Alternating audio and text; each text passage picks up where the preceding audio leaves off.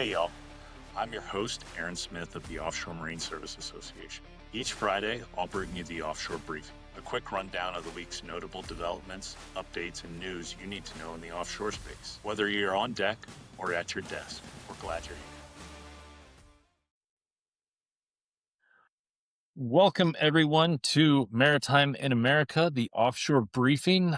My name is Aaron Smith. I am President and CEO of the Offshore Marine Service Association, and we are so proud and so happy to bring you this podcast every week. And we are just coming to you from dropping one of our longer episodes, a Maritime in America episode, with Master Boat President Garrett Rice. We dropped that yesterday. I hope everyone has watched and enjoyed that. I know we had a great time talking to Garrett. Garrett is also the AMSA Secretary Treasurer right now.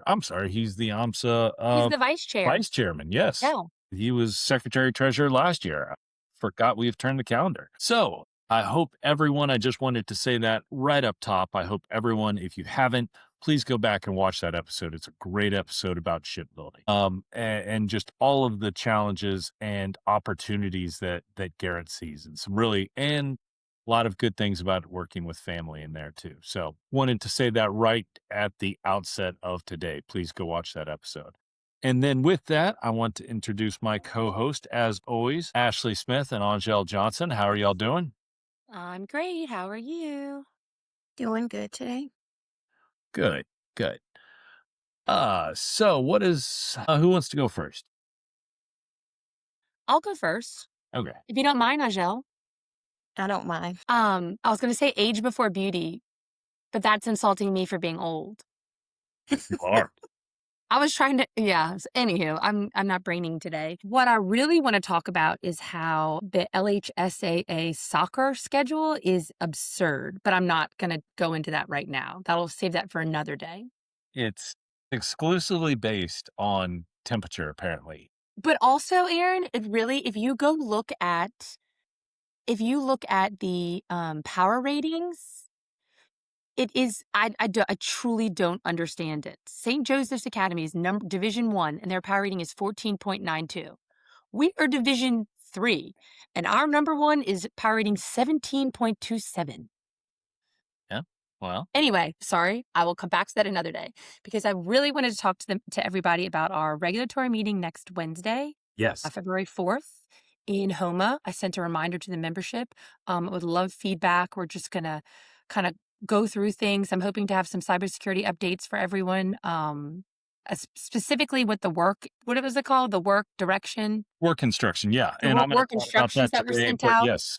I've been working directly with Coast Guard on some questions. Aaron and I went through it, and it seems like most things, it's very, you could take a lot of what that is said in both ways. Specifically, the first page noting that automatically they should be giving 835s to everyone, which I 100% am against, considering how all of this is played out. So rest assured, I'm on it, and if I am nothing but annoying, so I will find answers. Yeah, I've been putting together the slide deck for next week's meeting, and have those questions on there. And I know that you've been working with Nicholas up at Coast Guard and getting some answers there. So really hope we see something there. Correct. And I also was, while I've been trying to help Aaron with Friday Fast Fact articles, and I found a few on how the West Coast, how the Trump administration is opening up leases and production of oil and gas on the West Coast, and California is suing them. And just the juxtaposition of that, right? The Trump allowing East Coast oil and gas production to start up again. But on the same hand, the Trump administration is hampering down on offshore wind on the East Coast. And the juxtaposition of the two are just mind-blowing to me. Specifically, if you drill down to it, all the same people are involved in both, so it really doesn't matter. But just the fact that, and offshore energy is offshore energy, just let them both go to work, right? It certainly is necessary and needed. But I do think in both cases, the underlying theme is that the industry needs predictability and certainty to grow, and that you can't just have willy-nilly permits issued, not issued, challenged by states, etc. That just doesn't provide for the certainty to make people invest. You are putting in offshore assets is years and billions before you start realizing the profit from that. To make that investment, you need to know that it's going to be there by the time it starts paying off. That's not that hard to realize. And there's great offshore energy deposits off of California that we should be accessing. And there's also great wind potential off of both California and the East Coast that we should be harnessing, utilizing American labor and an American supply chain. Yeah. Well, thank you for adding on to that. But I just thought, Sorry. reading through those just thought it was interesting, and I'd bring that up. So thanks for that. But those are my two, and I'm keeping it very. This is 2 episodes in a row that I'm keeping it professional, guys. Minus my small tangent on high school soccer, which I will get to next week. I just can't.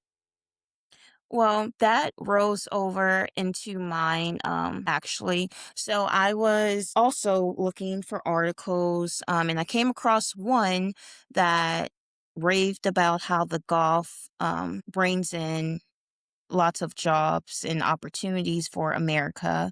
And then opposite of that, I found an article that pretty much said that we don't have enough workers and we pay too much. What was the And title of the article first? Let's start there so okay, that yeah, let's people let's can start go to there. this and find this. So the Also, I know, title, are we going to need to mute Aaron on some of this? No, not at all. I'll cut them out if needed. Yes. Yes. So the title of the article is American Merchants Are Facing a Crew Crisis. And on the outside looking in, you would think American merchants are facing a crew crisis. Is that really true, though?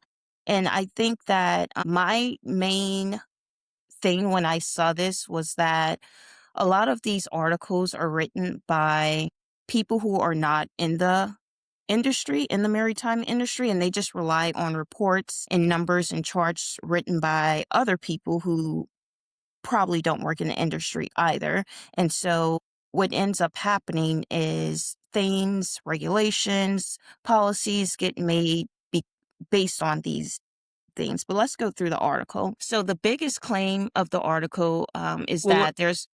Let's Go ahead, start with the first paragraph of the article. You want to When, break it down like that? when it says that the author is basing a lot of his research on a 2011 report from the Yes. Department of Transportation.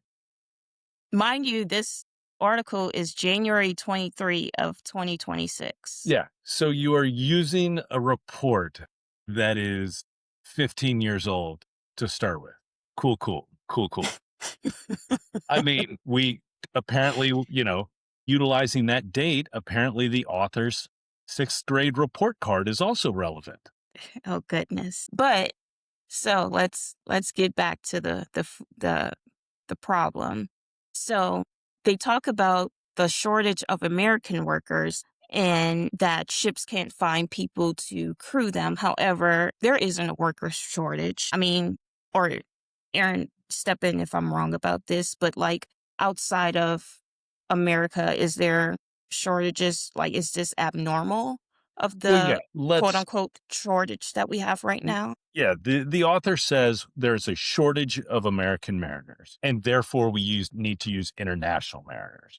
Well, what he doesn't say is that according to there are numerous reports that say there's a shortage of international mariners.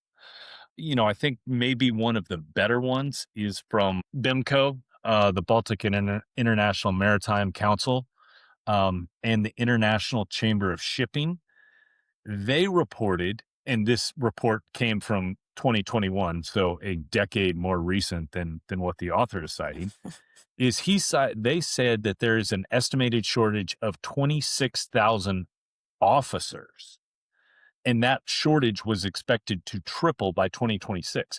Now that is officers. That is not enlisted crew. That's just the officers. The report found that in total, there's a shortage in 2021 of 90,000. So the author is arguing that we should import a bunch of low wage workers into the United States to take American jobs. But what he isn't saying is that there are not enough low wage workers from the Philippines and from China and from Russia.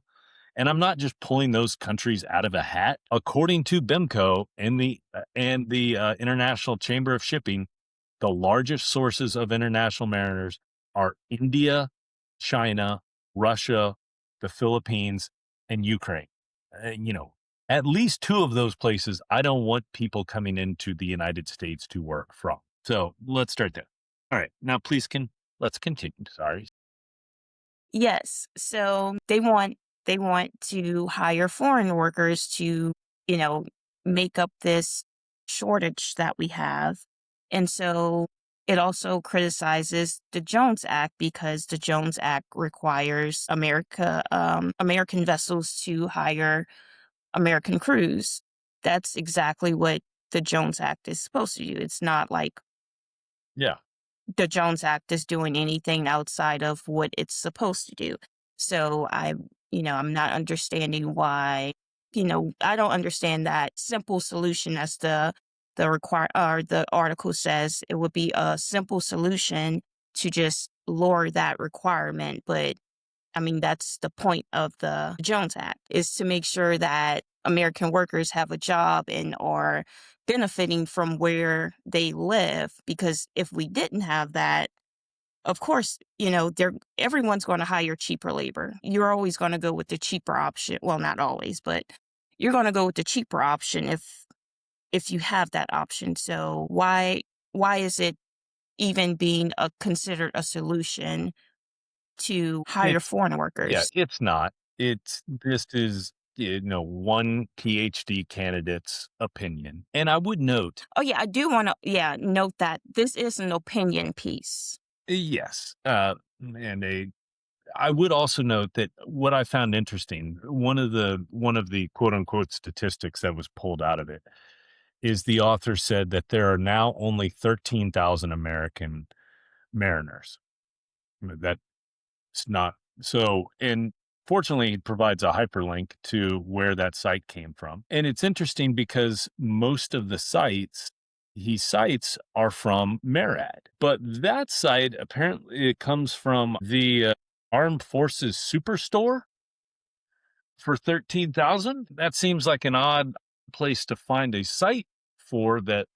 So you really have to wonder, well, why is he citing the Armed Forces Superstore, which hours are 8 to 7 Central Time, Monday through Friday? So why is he using that as a site for the number of mariners? Well, maybe because he's not citing MARAD there, because MARAD says that there's 200,000 citizen sailors within the United States. So he's citing a store saying that there's 13,000 when the official arbiter of who is a mariner, or the official clearinghouse of who is a United States mariner, says there's 200,000. So, yeah. Yes. And so lastly, on this article, it brings up regulation, which is something that I do agree with, that the regulatory framework, it drives up operating costs. Now, what this article does not mention is that only U.S. vessels have to comply with these regulations. Foreign vessels do not.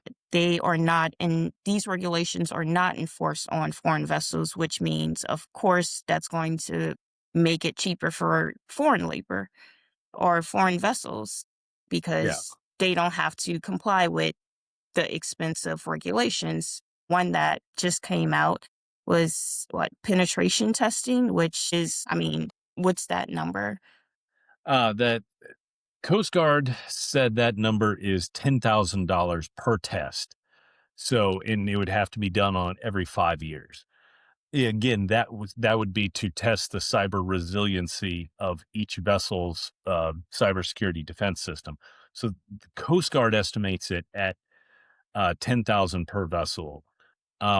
Private estimates we have seen range from 30 to 50,000. And again, that would only apply to U.S. flag vessels, would not apply to the foreign flag vessels that work in our waters. Yes. So overall, what I want to just point out is that articles like these, like it's on the website, anyone can read it, anyone can see it, especially policymakers and people who make decisions within the maritime industry. So they're seeing this information, and some of it is outdated, some of it isn't true, some of it is coming from sources that we don't know are factual. So it's just dangerous overall. Well, I think the best rule in these situations is to consider the source, right? Yes. And look, when anyone hears something from me, they know that I am speaking on behalf of U.S. vessel owners, U.S. crew members, and U.S. shipyards, right? So I make that very clear. And so that's who I'm from. But when you write for someone like the Mercatus Center and you say that, oh, I'm just writing because I'm a researcher at the Mercatus Center and I'm just trying to figure out what's best for the country, that makes it seem like, oh, you don't have an opinion, or that the people who fund you don't have an opinion. But where does the Mercatus Center get its funding? Mercatus Center gets its funding to the tune of millions of dollars from the Koch brothers, our Koch brother. And the Koch brothers, their company benefits from having cheaper asphalt. Cheaper asphalt, you can reduce the cost of asphalt costs by reducing the shipping costs.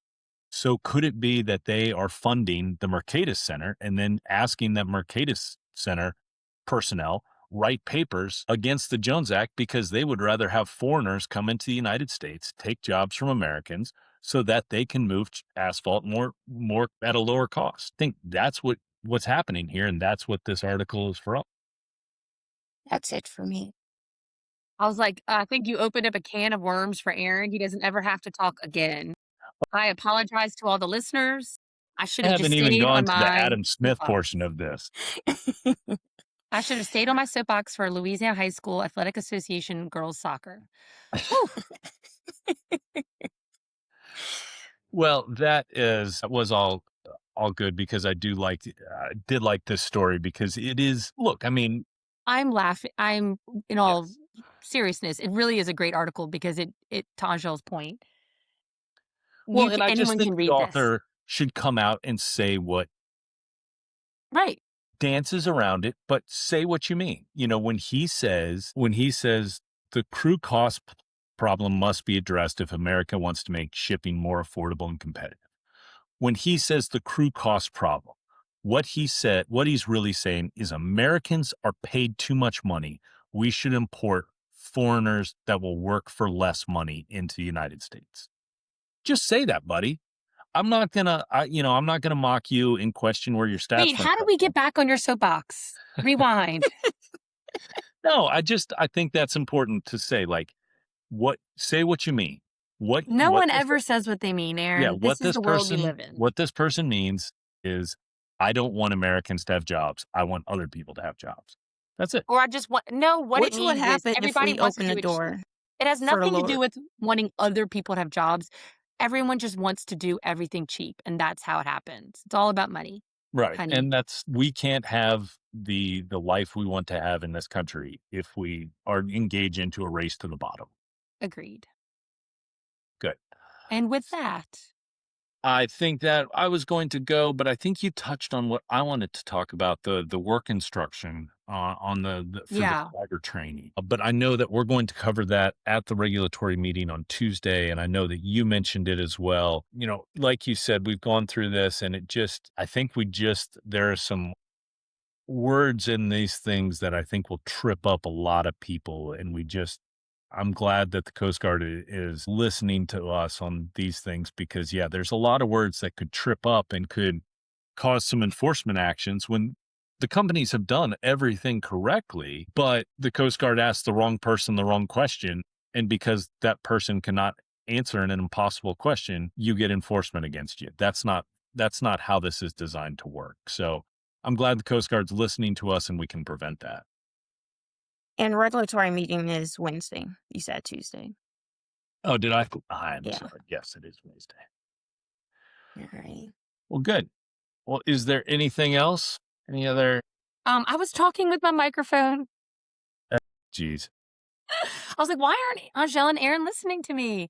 I was just saying, to further the work instruction, shout out to Nick Parham at Coast Guard. He's just a delight to work with. For real. I'm not being. No, I definitely agree. I Yeah. just wish there was 800 of them. He's just a good, solid dude. And so I'm so glad that at least he's in the cybersecurity function and we've got a great relationship because it's been helpful. Yeah, good job building and maintaining that relationship. That's been years coming. So our Yeah. years and through multiple, I mean, how many roles has he been in since we've I started with him for the AMSA security plan. That's how we started. I met him. Yeah. Well, good. Well, good work. Alrighty. No tidbits then? Well, No, you had your tidbit with soccer. my Never. tidbit was this again, as I'm looking at it while we're all talking, and make it make sense. I don't get it. Seems to be the common theme today. All right. Well, thank everyone for listening. We hope you enjoyed this episode of Maritime in America, the Offshore Briefing. And we will talk to you all next week. Have a good Right. Bye. That wraps up another episode of Maritime in America. We're proud to highlight the voices and stories that keep the American offshore industry strong. Thanks for spending a few minutes with us, and remember, the course ahead is shaped by those who step up and steer it. If you liked what you heard, be sure to subscribe, leave a review, and share it with your crew. Tune in every Friday for your offshore briefing, and don't miss our next full episode, dropping soon with a very special guest, Mariner's Perspective. Catch you next time.